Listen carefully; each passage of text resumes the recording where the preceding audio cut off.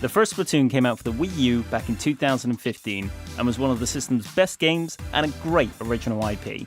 Its sequel, aptly named Splatoon 2, improves on almost everything the original brought to the table and gave me the main thing I wish the first had: off-TV play. Portable Splatoon makes the game so much more accessible for a few quick matches, and the variation in modes keeps the game feeling fresh. Lock and load those ink guns, because this is why you should play Splatoon 2. Splatoon 2 is a prime example of how online shooters don't have to be dark, gritty, and with lots of bullets. As you can probably guess from the footage, this game is just so damn colourful. The characters, clothing, the environment, and of course all the ink just makes this game pop. Running at a smooth and locked out 60 frames per second and an adaptive 1080p resolution, this game really shows just how good this kind of art style looks. An area I feel shows this very well is the single player campaign mode. The single player in Splatoon 1 was something that never really caught my attention. I found it to be a bit too slow and the level design a bit too samey. However, Splatoon 2 has a much more varied experience. New mechanics such as rail grinding and bounce pads surprisingly change up the level design a lot, even though the new mechanics are fairly simple.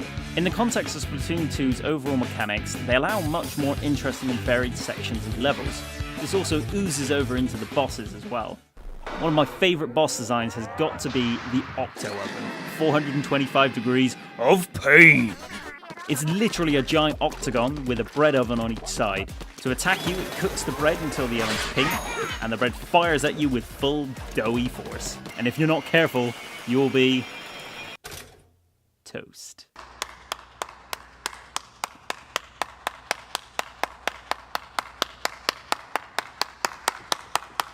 A nice upgrade to the campaign is also that you can use any weapon you like after completing the level once.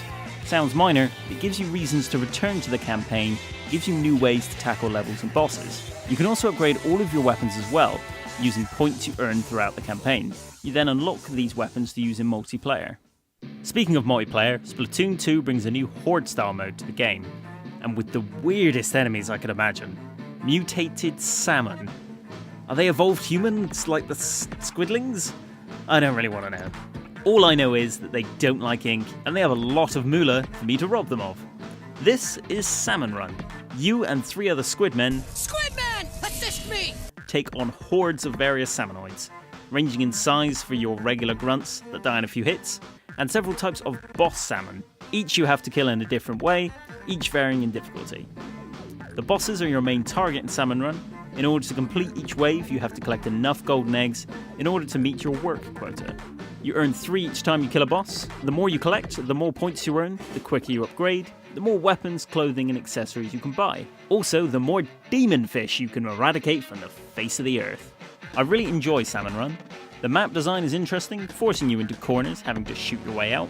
And because of the enemy placement and numbers, it forces you and your team to work together. Sadly, there only seems to be 2 courses at the moment, but I imagine more will be released through updates. So far, Splatoon 2 has had 1 update each weekend, and hopefully we'll get 1 big update per month that will bring new maps. Overall, the Salmon Run is great with a couple of flaws. Personally, I feel each run is a little short, only consisting of 3 large hordes per playthrough. Still very fun, but feels like it could escalate further and really make you struggle to survive. Secondly, is something you've probably already heard about, and that is that the mode is only on certain days at certain times.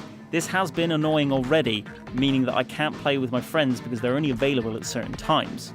Hopefully Nintendo will update this in the future, either to make it on more frequently or to get rid of the stupid time limit thing altogether. However, this doesn't distract from the fun of the mode, and it's a great addition to the series. Finally, let's move on to the highlight of the game, the multiplayer. If you've played the first Splatoon, you know what to expect here, but if you're new to the series, here's a quick rundown. Turf War is the main mode of Splatoon 2. 2 teams of 4 fight to ink the most turf on the map, and whoever has the highest percentage of the map in their colour at the end wins the match. The rounds often end up having different hotspots each time you play, as everyone crashes together to take out the enemy team and cover up their ink to take the win. This is unfortunately an unranked mode. It's great that this is a place where all players can play, however I wish there was a ranked mode as well, because this is by far the best mode in the game. Splat Zones. This mode you fight for control over a specific area of the map. You have to paint the area and keep the enemy team out. After you've held the point for around 100 seconds, you win. This is a fun mode that gives a lot of chances to make comebacks. Like all modes in Splatoon, you really need to work as a team in order to overpower your opposition. Tower control. This mode is similar to Splat Zones, but there's own moves across the map. One of your team members needs to be stood on the tower to make it move across the map, making them an incredibly easy target. The overall goal is to get the tower to the enemy's base to win.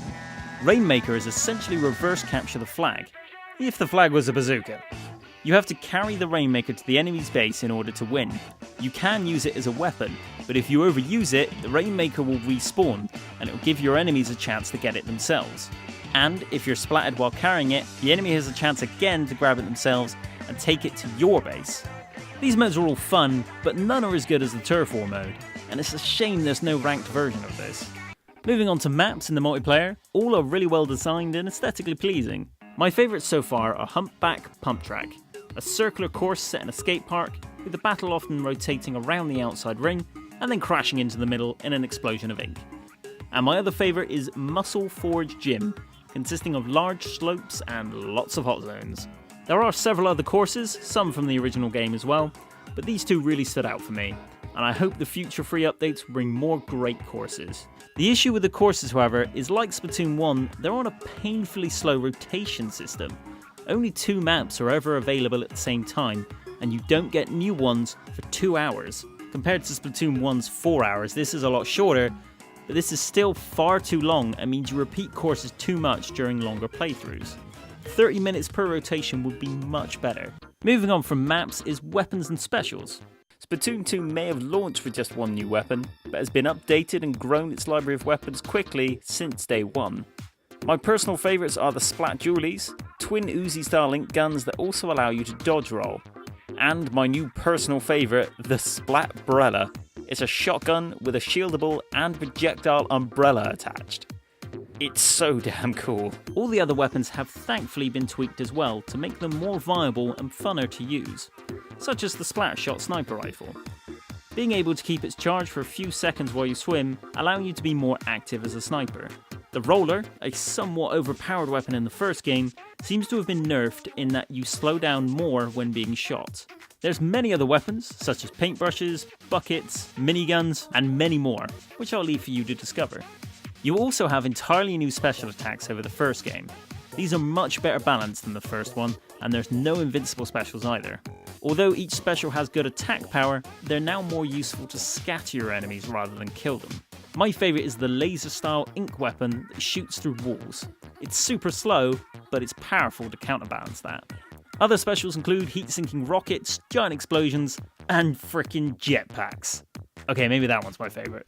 There's also character customization, just like in the first game. This involves shoes, headgear, and tops. There's a nice variety here covering multiple styles, and you also get random perks attached to your clothes, which aid you in multiplayer battles, such as faster spawn time, being able to swim quicker, or being invisible while swimming. These don't really have too much impact on the game, but give you something to work toward, and if you don't get the perks you want, you can reset your clothes with this guy and try again. Overall, Splatoon 2 is a really good upgrade over the first game. More modes, better balanced, and more reasons to play. It fixes most of the issues the first game had, but sadly, the matchmaking with friends and changing weapons between matches were not part of those fixes. To join a friend for Turf War, you have to have one player start and then everyone try and join them. So no partying up to play, which often means you're on opposite teams, and can also mean you have to wait quite some time in order to join their next match. Secondly, you also still have to quit matchmaking entirely just to switch to a new weapon. This was dumb enough when they did it in the first game, but to make the same foolish design for the second game, despite all the fan feedback about this, is an incredibly annoying and stubborn design choice by Nintendo. Fingers crossed an update fixes this, but don't hold your breath, they never did it for the first game. Despite these annoyances though, Splatoon 2 is great. I loved playing the first game and always wanted off-TV play. Now, thanks to the Switch, it's fully portable. Single player is much more fun and varied, Salmon Run is a great addition to the series despite its timed issues, and the multiplayer is even better and more addictive than the first, even despite the stupid design decisions. Top all of this off with regular free updates bringing new weapons, maps and modes, and also getting a Splatfest every month that decide who wins between random object A and random object B. This all comes together to make Splatoon 2 the perfect game any Switch owner. Thank you for watching. My name is Phil. I was the creator of this video. If you have any questions about Splatoon 2, feel free to drop them in the comments and I'll answer them as soon as I see them. Till the next video, guys, thank you for watching.